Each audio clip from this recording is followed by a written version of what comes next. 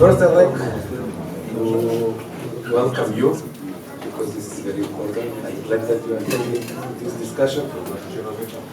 I hope that it will be an interesting discussion for you. Then I'd like to introduce our guests, our friends, and representatives of Fuse. Sophie, Operational Manager in Fuse, Steven, Art Director in Fuse, and probably you know Stoiche. I would like to give a short introduction on Macedonia about Fuse, then we will proceed with the discussion. Се наметна како прашање, зошто Fuse в принцип? Што значи Fuse за нас? Што значи Fuse за останатиот дел од светот, конкретно техно сцената? Ја одма би одговорил на тоа прашање. Според мене, Fuse е пример за како една, ги рекол, луда идеја у еден момент, која што не е баш комерцијално оправдана и со голема страст успеа да се реализира, не да се реализира само, туку да трае 30 години, бидејќи минатата година беше 30 годишнина. Како што спомна Петар, еден од основачите, река, јас само си мислев дека у моментов фали техно клуб у Брисел. Од тука почна. Многу конзистентни во својата програма, значи конкретно фокусирани на техно артисти, што би рекол пак е еден тип на андерграунд сцена, но сепак не само што издржале, туку и огромно влијание извршија на самата таа техно сцена, бидејќи нема артист попознат од таа сцена што не настапува во Fuse, а исто така и нема што не знае во Fuse. За жал, ние на некој начин бевме одсечени тој период, 90-ти години, бидејќи визи, европски земји и така натаму, но не бевме воопшто поназад од трендовите што се случува. Напротив, може би некоја година претходно, веќе имавме една зародишна една сцена, што ја нарекла електронска клубска сцена. Сега Fuse за нас што значи? Значи, на некој начин изврши индиректно влијание.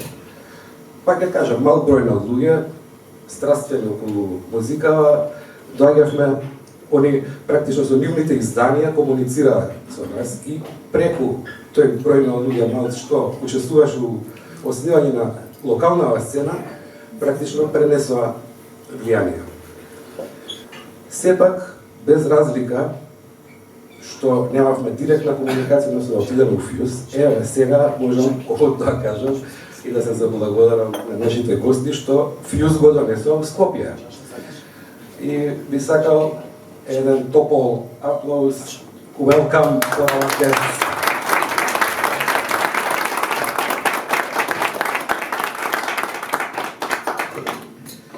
So, Steven, the first question goes to you. Last year was 30 years anniversary of Fuse. When you see it from this distance, how do you feel emotionally about existence of this story which lasts 30 years? Yeah, it's a pretty special story. Fuse exists for 30 years. It's been one of the first clubs that I ever visited outside of my own hometown. I discovered Fuse through sets online from Dave Clarke, from Laurent Garnier, from all the Jeff Mills, Richie Houghton, all the big heroes. And now to work for this club and to be able to celebrate 30 years of Fuse, but also 30 years of techno was special. We did a lot of projects. Yeah, and it's emotional to be able to do this for a club so long. Not only has this venue as Fuse existed for 30 years, but also the venue where Fuse is has been cultural for 100 years. So it's a special place, and I always say it's not the most beautiful building or the most beautiful club, but when you enter, you can feel a special atmosphere, and you know that it's a club where all the big artists plays, and it's like Jeff Mills, who has been playing each year for 30 years at Fuse and still loves to come. It's one of the few clubs where he still plays, and yeah, sometimes if you work for the club, you see it every day, and you sometimes forget how special it is, but then days like today where we can come and talk in Skopje about the history of Fuse, it's special and it means a lot to a lot of people. Yeah. Thank you. Sophie, also, I'd like your perception of this, how it was true, I mean, how you went there and how do you feel about it? Yeah, it was pretty crazy actually. If you realize that a club in Belgium can exist for 30 years, there had been lots of beautiful moments, artists that come and played, and the significance of a club being able to exist for 30 years and still going strong is something quite special that we should cherish. We had lots of challenges along the road. We have had multiple hordes that we needed to get over to continue. So being able to celebrate 30 years of existence of techno nightclub in Belgium and also internationally was really an honor. And we also knew that when Fuse became 30 years, we knew that, okay, this should not go, we should not let it pass silently. We should really make something big out of it and celebrate it in a really good way. And so yeah, it's an honor being able doing this. Definitely it's big. Stitcher,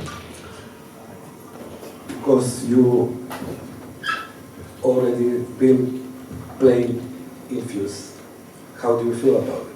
I mean, the atmosphere, I mean, from your perspective of it, you're coming, they have one perspective, but you're coming, how? So, for instance, like, as a DJ, you've traveled around the continent, the usual rounds of Europe, the famous clubs existing everywhere. But Fuse for me was, when I entered the club, I had a kind of sentiment and an enormous amount of respect, like, for instance, for the first time when I entered Trezor, Berlin, is that kind of significance to me. Because the first time when I heard about Fuse, I remember my dear friend Dan Teflo here. I was at his place and we exchanged some vinyl record, and he gave me these yellow compilations that Fuse used to release in the past with LFO Fuse, the track, and particularly that track. I really wanted that track, and he was like, Stoichi, if you really wanted, let's exchange vinyl for vinyl. And I remember we were listening to one mixed, recorded mix, D-Tron at Fuse.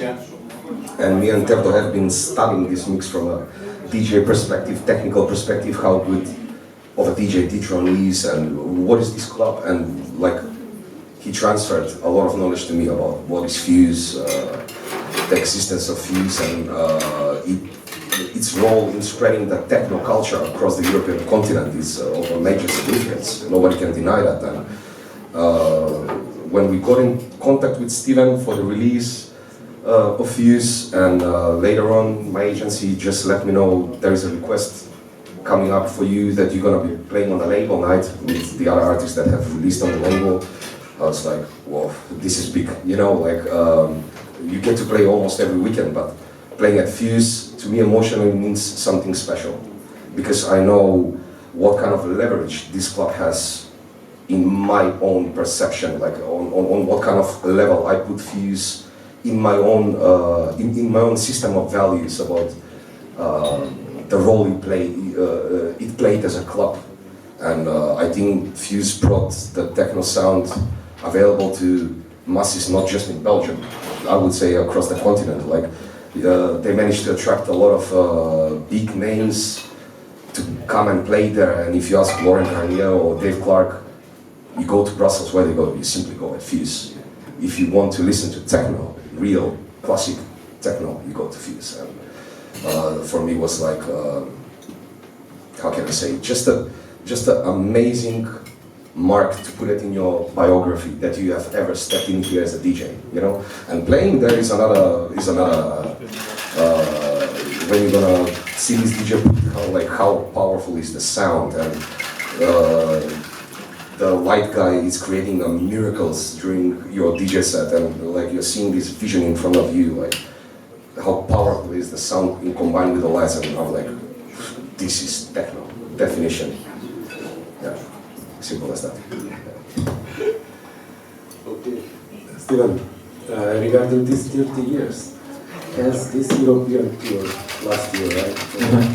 How past this one in which cities, clubs, and what is the impression of this? Yeah, we, like Sophie said, when a year before Fuse became 30, we were like, oh shit, we're becoming 30 years old, we have to do like crazy stuff to celebrate, because also we've not been working for 30 years for Fuse, of course not. We were like, I don't know, you were 3 years old when you started, so 1 year. So it's also, we have this responsibility to also pay honor to the people who started Fuse. Some of those people, 30 years later, they're still working at this club, so it was a big responsibility to do something that gave honor to 30 years legacy. So we decided, like, okay, we want to do a tour with the artists of the label, with the residents of the club, to spread the sound of Fuse. We did a big compilation of 30 tracks, and we've let one of the famous journalists in Belgium write a book about the history of Fuse. It became more than just the history of Fuse, it's the history of techno in Belgium in the end. But the tour was amazing. We did Bread Club with Volt Sessions in Amsterdam. It was a 64-hour long party. It started on Friday and it ended Monday evening. It was the longest party in Amsterdam ever, officially.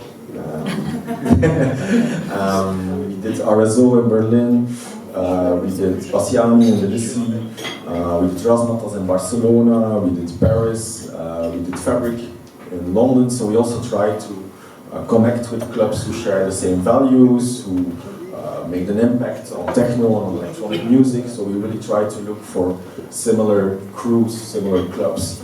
And yeah, it's nice to connect and to see how techno lives in other cities. And that's also why it was a big honor to be invited by Storch here tonight to also see how techno culture is here and to connect with everyone. Yeah.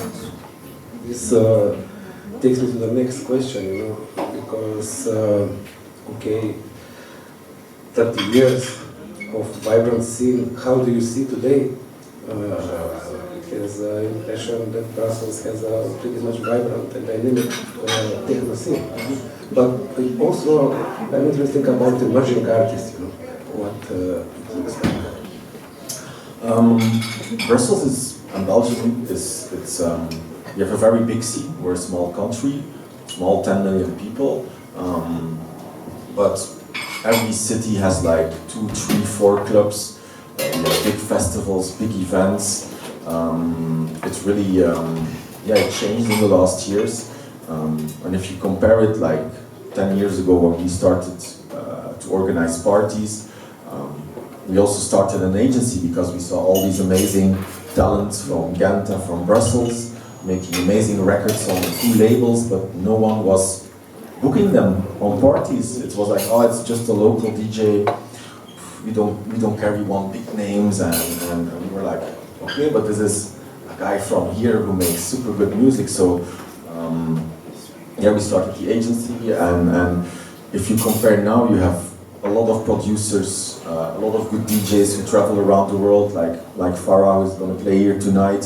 He's a professional DJ touring big cities every weekend. And that was not the case 10 years ago. So even if Belgium has a strong history, at some point they also closed a lot of clubs. We lost a part of our identity. At some point Belgium was bigger than Berlin. People from Berlin came to party to Belgium. Belgium was party from Tuesday till Sunday, non-stop. We lost that, but now I feel that we give more recognition to local artists. We have good clubs, we have the scene that works together, so it's interesting. It's really nice. Yeah, it changed a lot. That's nice to hear. I somehow, we speak to yesterday, it somehow reminds me of the cycle, time loop, what is happening here also. From one point to the other, and then I hope again. Initiatives like this can help to that's make it greater. Yeah. Sophie, from today's point of view, how the program, let's say, these 30 years passed, many people in the club with, let's say, different perception of what kind of music they like and they dance on it. They change also the music image, by the way, but okay, it's, not the form itself, but generations how perceive the form. So how do you see, I will not say success, but maintaining this newer generation, this newer perception of what is the program in Fuse? So, as many of you know, Fuse has always been a techno club, mainly a techno club, but Fuse, the identity of Fuse is really to be able to be a go-to club, like to keep the, how to say, the first step that you make into nightlife, to keep it low. So everybody is welcome in Fuse, everybody is welcome. We book mainly techno, but we also go more abroad into other electronic music styles. So for example, if you're 18 years old, you can come into a house night or like a more commercial night where it's like your first ever experience where you go out and you discover what nightlife really is. And then, for example, if you come on Friday, these are more the commercial night, but then if they had a great night, they can come into a Saturday and then they will discover what the real identity of Fuse is, which is techno. And so Fuse has always been a club that is a way of discovering music, and being able to also exist for 30 years also means that you need to you need to adapt and to go with the evolution of music, and you need to keep on discovering new things and yeah, voilà. So it's to have diverse nights. You need to also book diverse and to give people the opportunity to discover more. Voilà.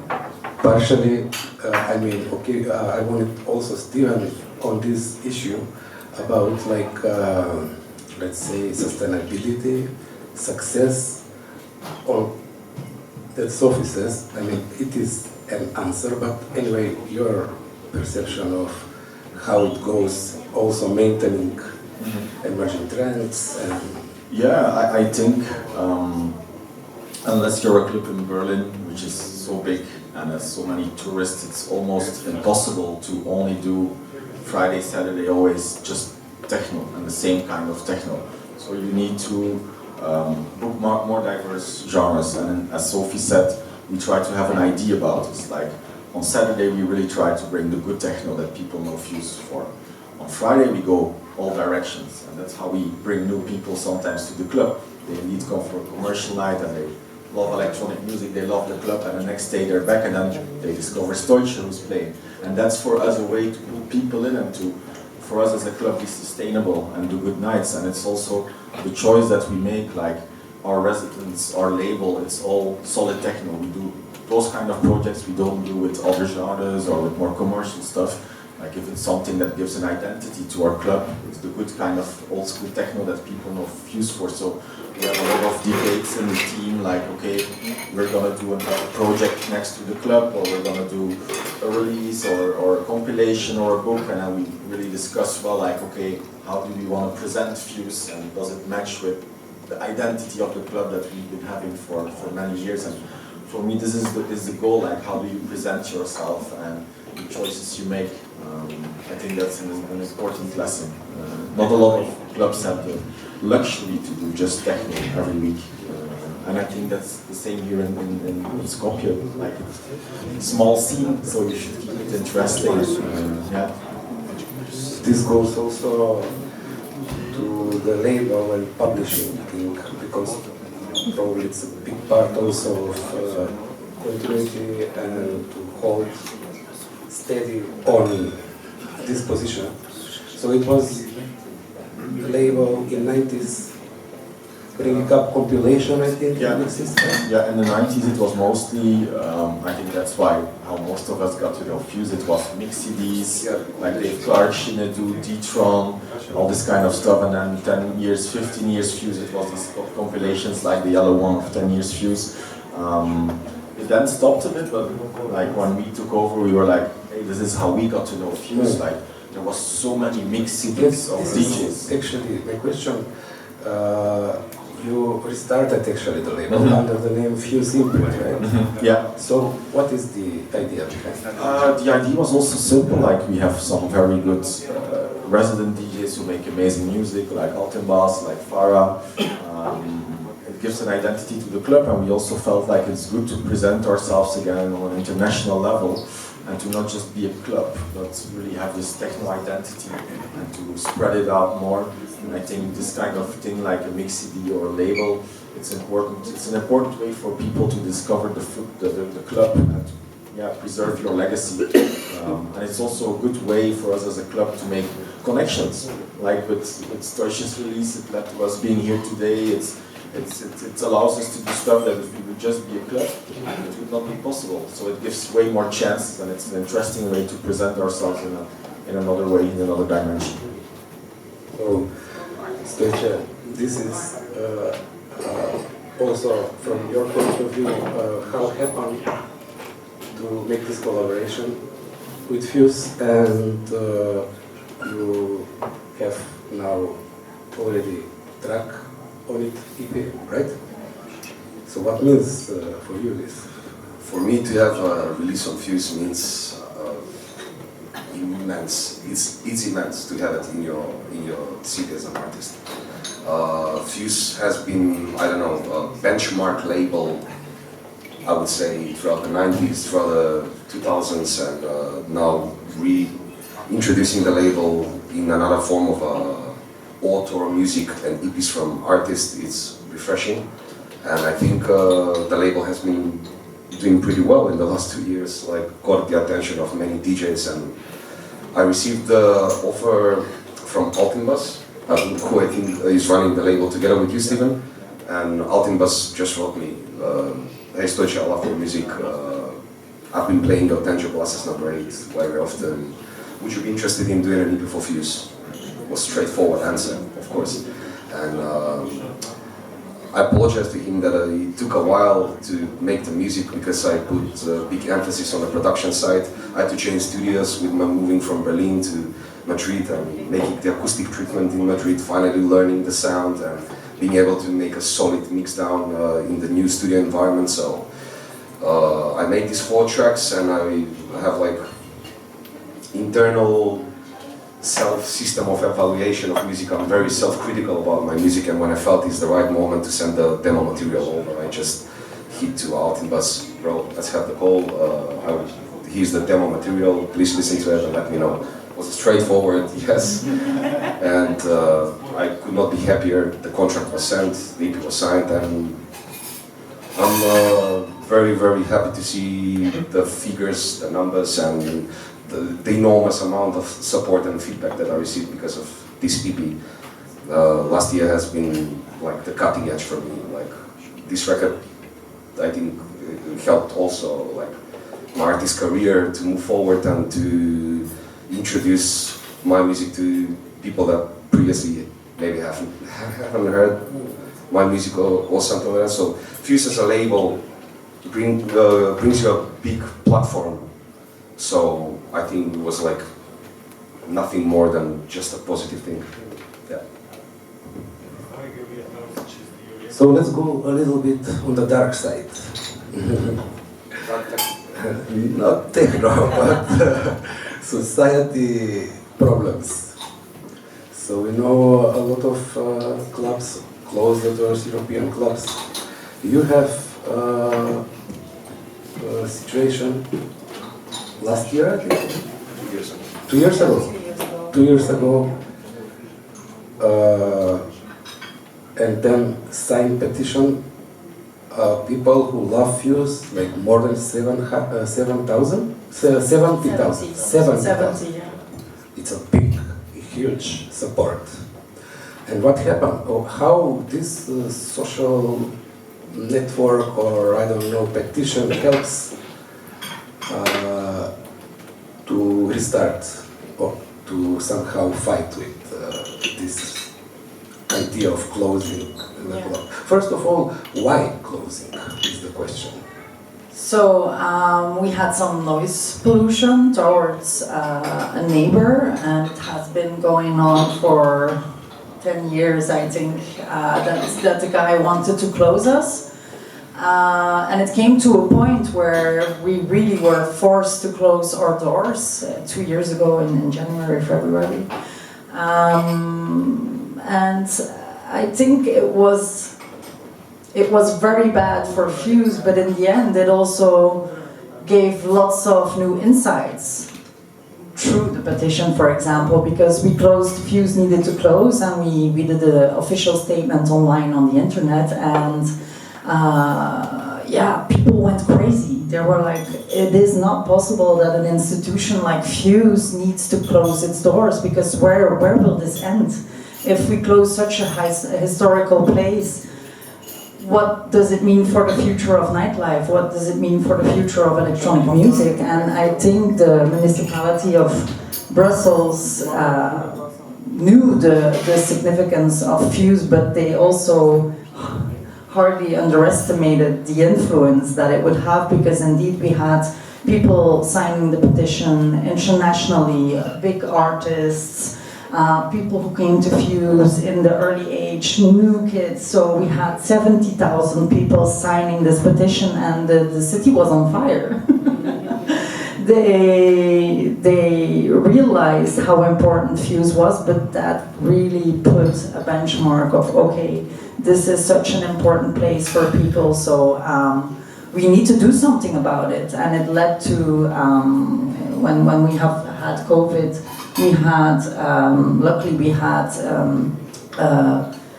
Brussels by Night Federation coming to life, which helped the Brussels nightclubs into surviving financially through this crisis. And then when Fuse closed almost a year after COVID, they started this petition, and they worked with us through legislation to help save the clubs. The reason why Fuse was able to reopen is because of a mistake of Brussels Environment. So we were quite lucky on that matter. So the problem is still there. We're still in danger, and Fuse can still close. But because of the petition, because of all these people telling the government, like, you cannot close a club that it has such a cultural importance, led to the fact that all Brussels clubs and all nightclubs in Brussels are now cultural heritage. So it doesn't mean that we are protected by law, but it does mean that it has more weight that can be put into the scale of saving nightlife. And this also led to the fact that we're now constructing a new legislation, which is called Agents of Change. So I'm going to give the word to Stephen here so he can explain a little bit more deeply into what this does. Yeah, so what we worked on with as Sophie said, like after COVID, during COVID, all the clubs in Brussels didn't have representation. Like the government came to us and they say like, hey, there are 20 clubs in Brussels, but who do we need to speak to? Who is your spokesperson? And then we all came together and we found the Brussels by Night Federation, so there is one person who is like, I represent 20 clubs, and this is what we need, this is what we want, how can we work together? And yeah, they helped a lot when Fuse closed.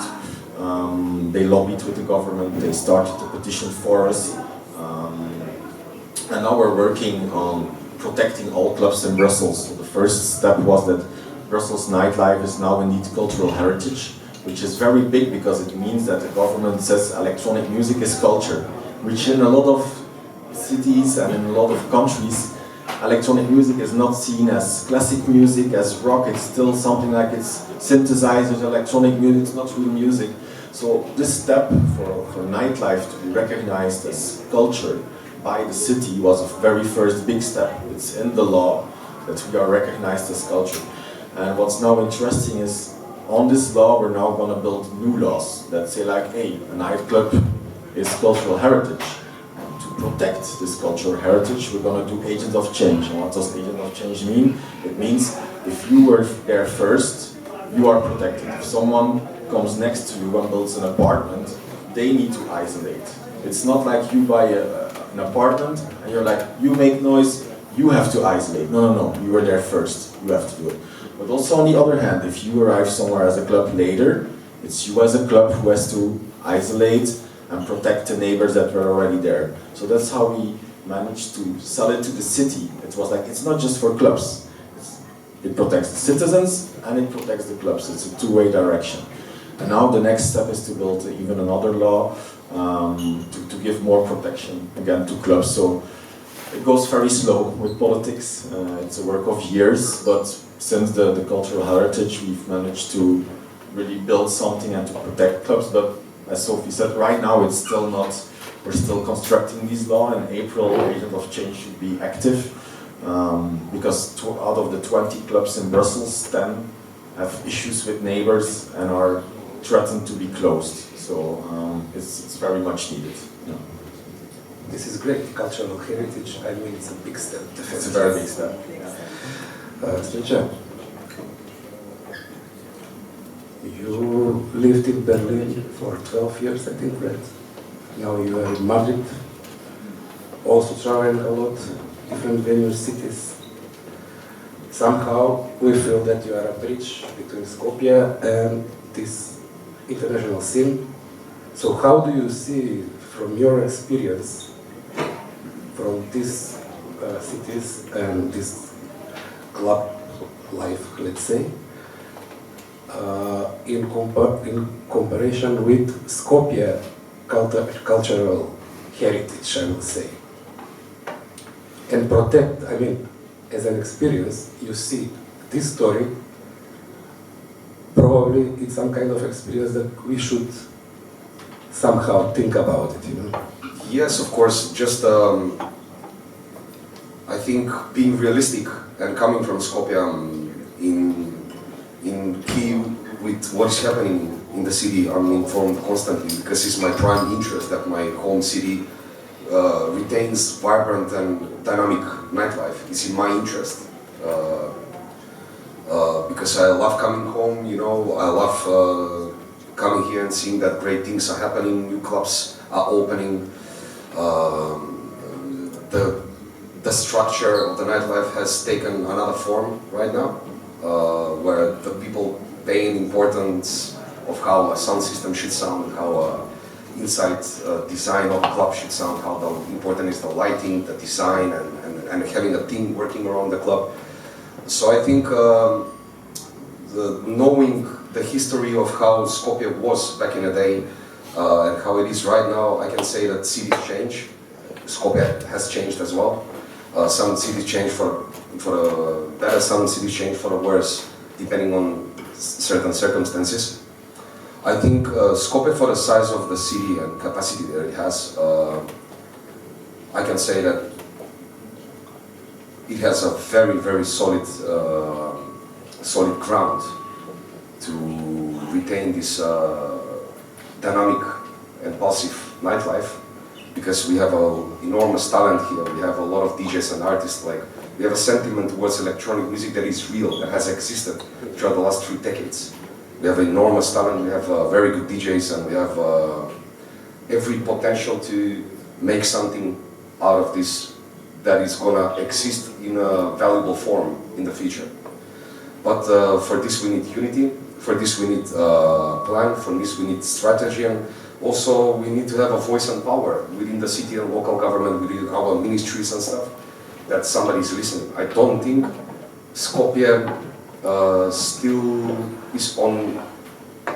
I don't think that culture and nightlife is perceived on the same level like it is for instance, in Brussels. I think we still have a long way to go, but it's good opportunity to learn from somebody like Fuse that is a benchmark club in the global frame, to learn from them what is needed in the city. So this idea about having a person that is going to represent a couple of venues towards the Skopje City Council, because we had examples in the past that clubs were shut down for whatever reasons, whether it's decibels, whether it's political decisions or corruption scandals or whatever.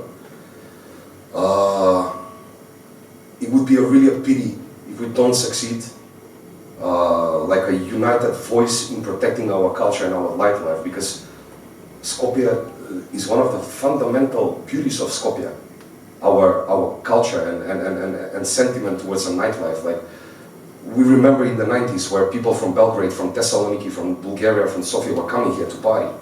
And now we see counter trend that we go in other cities to go and look for a good party. It's a question of capacity. Skopje clubs in the past were able to accommodate 1,000+ people. Right now, it's a dream number for every promoter to have 1,000 people in Skopje on a party. Everything has been kind of reduced in the smaller venues, but still, it's clubs. And we have the potential to retain it and protect it, and hopefully enlarge it in the future. Right.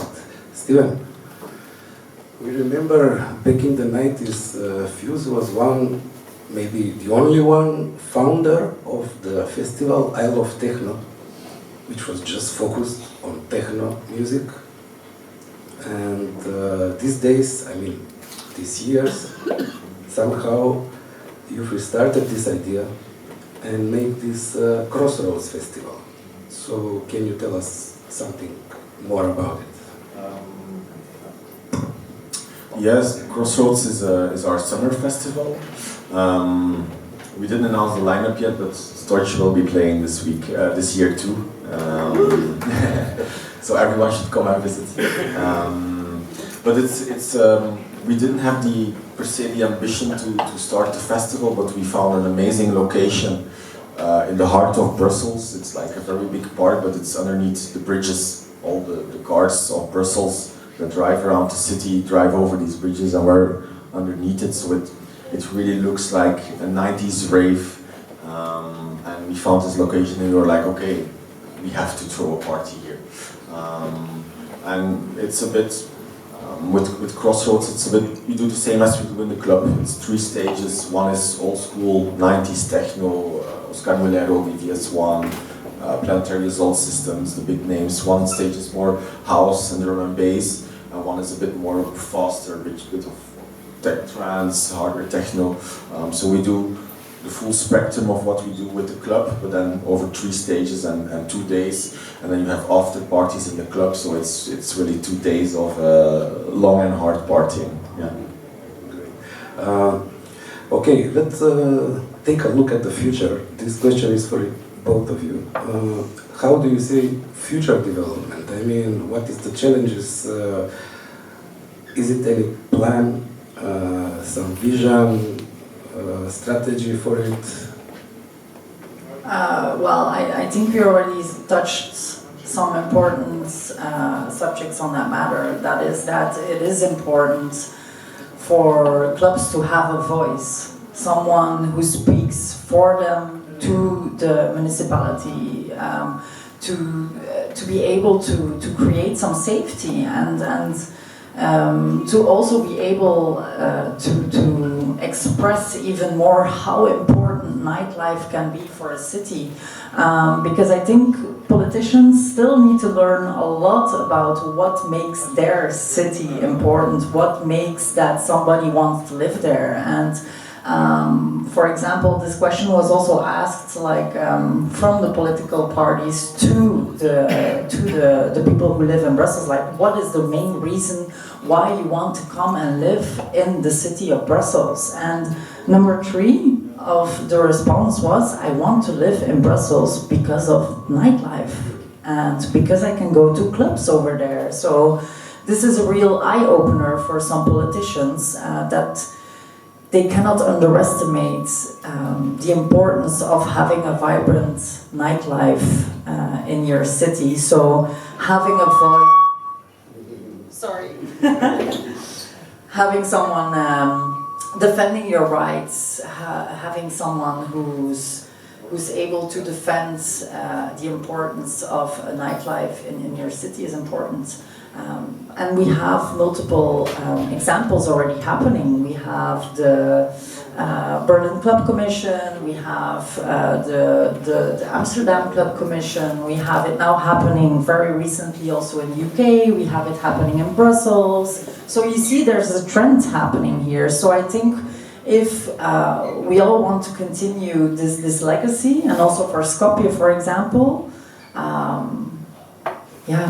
try to have someone who defends your rights, and we'll make sure that this is not for Fuse then, for example, the first 30 years, but let's do another 30 because of that. Also, we mentioned through these questions, but anyway, let's see the art direction where it goes. You know, what is the expectations? Again, it will come new trends, and blah, but you already make some foundation which can go through this, but how do you see it? I think it's difficult to predict where the music will go. I think everything goes in circles now. We've been producing electronic music for 30 years. We've created all kinds of synthesizers and machines, and now there's a trend of everything going faster and harder because of social media, and or scrolling through TikTok or Instagram, and you need clips that grab their attention and are even faster than how the internet works. I do hope we will come back to a time with a bit of slower music again, and back to the roots of the 90s. It will always be there, of course. But yeah, it's a new time for electronic music. It's really an industry now with a lot of money, with people who represent clubs and politicians who try to understand what nightlife is. So I think for us now, we need to continue to work to make it a grown-up scene and a real industry in all countries. Yeah. Thank you, man. Stoicha, tonight Epicenter hosts you and Farah. So can you tell us what should we expect from this point, of your point of view? Do you have any special expectations for me? I will tell you 3 o'clock in the morning. Yeah, Farah is a very dear colleague of mine. I mean, we've played together a couple of times already. We played at Fuse on the label night, we've played in Granada in Spain, we've played, if I'm not mistaken, in Gijón in Spain, and Berlin once together. So we know each other pretty well, like stylistically, and I'm gonna just be the host, do the warm-up for our guest, and he's gonna, I think, take us on a 2-hour pounding techno journey, and at the end we're gonna try to join the forces with a small back-to-back till the end of the night. And yeah, I think it's gonna be fun tonight, because so far all the guests that I've been bringing in, that I have a confidence in sharing the turntables like back-to-back, it's with a reason that there is a common language in our music. So I think tonight is a good opportunity to present it. And it's always, playing at Epicenter is coming back home, so for me it's an honor seeing all my friends, all my dearest friends and colleagues around me, and yeah, coming back here at home is always a blessing. So I hope to see many of you tonight at Epicenter. Can't wait.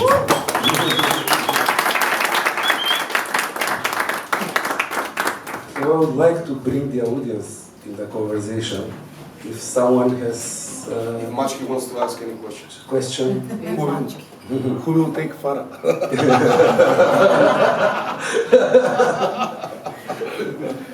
So, does someone have any question for our guest or Stoicha? Silence. Don't be afraid. Enjoy the silence. Okay, thank you. Thank Thank you. Thank you very much. Thank you for having us. I have a question.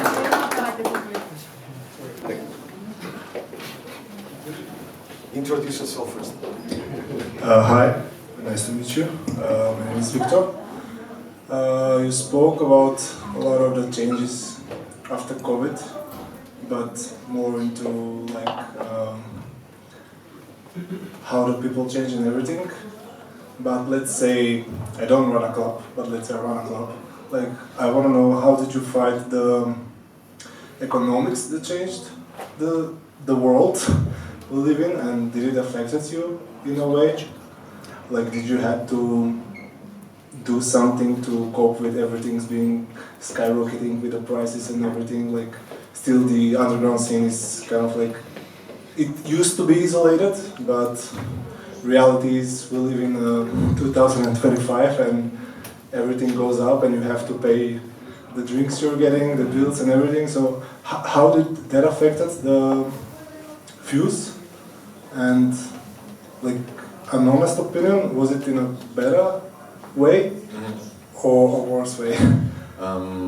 The first 6 to 9 months after COVID were really wild because everyone wanted to go party again, and it was really good months. We could book whatever DJ and the club would be full, and then it was party mode full on. But then, since the war in Ukraine and inflation, you could feel a bit more pressure, and you could feel like, okay, after COVID everyone partied hard, but they've been to the club now every week and they want to take it a bit slower again. So then you felt like you needed to adjust a bit. We had to up the prices a little bit of the drinks. We had to reconsider how much we pay for a DJ. We had to check all of our costs and to see like, okay, is this necessary to pay or not? And we really had to, we didn't have the freedom anymore to be like, oh yeah, okay, we'll do it. And we had to be very smart about everything. And the luxury we have with Fuse is, it's been running for 30 years, so all the DJs want to come and play to the club, so we can be like, we don't pay more than this, and this is a luxury that we have as such an old club. But I do think if you are now starting a new club, or you're in a smaller city, or you're a smaller concept, that some of the fees that artists are asking are not sustainable anymore. Sometimes if I send a mail for an artist and they're asking 15,000 euros, I'm like, how? How can you live like this? How can we survive? Why also, like, it's I mean, I understand if you're playing for 20,000 people who pay a 50-euro ticket for a big festival that you ask this kind of sum, but Fuse is a club for 1,000 people. How can we ever pay 15,000 euros to a DJ and still have 50 euros of income? So we are Fuse, so sometimes I can be like, I pay this, if you don't like it, someone else will come and play. But I can understand for a club like Epicenter or in smaller cities that it's really difficult to attract people, and if a flight is not 200 euros but 500 euros, that makes a very big difference. So it's not easy, because you can see that also our visitors, they have less to spend. Like, some of people enter, they buy a ticket, and we have a free water fountain, so they have free water. Some people pay an entry and they drink free water all day because they don't have the money to spend on drinks. So it's a fine balance. Some people think you get rich off running a club, but it's a hard business, that's for sure. Yeah.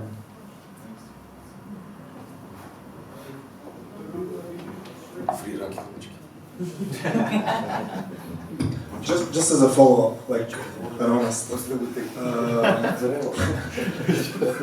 Do you think, at least how you feel, do you feel it's like for the good that you've raised up? I mean, the precautious are like obvious, everybody do that. Like, you have to limit your budget, you have to raise your prices a bit, whatever like industry you're in. But like, do you think like the people now are like used to it, and is it better now for a club that you have the more freedom now, like to, I don't know, spend more money on DJs, or is it like you said, this is our budget and that's it? No, it's still, if we don't manage the club well and it's 3 bad months, then we will really struggle. It's not like we have some big bank account with money and we can manage everything. We really have to look week to week on how to navigate and to manage our costs. And if you pay a DJ 3,000 euros too much, that really hurts. If there is 100 people, not enough to break even, that really hurts. Running a festival, it takes 7 years for a festival to break even and to start earning back the money that you put into it. So it's you need a strong team, and you need to be really aware of the choices that you make, and you always need to think long term. When we started 5 years ago, Fuse was not, everyone considered it a legendary club, but it was not doing well. It didn't have a lot of people visiting, nobody called it legendary anymore. It was a bit badly managed, and it took us 3 to 4 years to get back where we are today. So every week you need to prove yourself again. You need to make sure that it's a business. We do parties, and it's a lot of fun, and it's music, and it's culture, and everyone thinks like, wow, you're in a club, but it's a business. We have to pay our bills, we have to pay the people that work. It's a big responsibility, and it's like, we have, on some nights, how many people do we have working for us? 50, 60? 70? Yeah, and we have 6 people working every day at the office. We have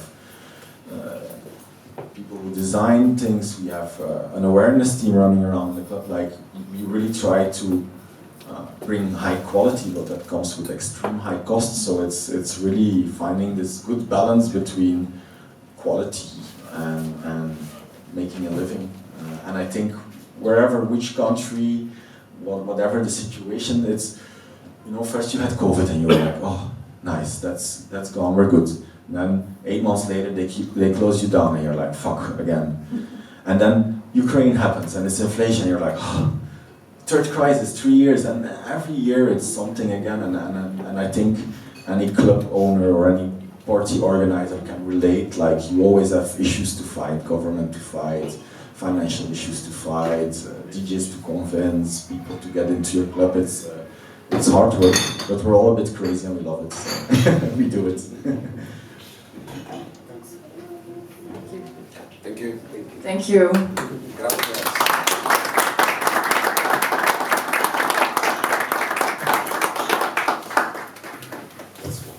Let's see you all tonight for the party.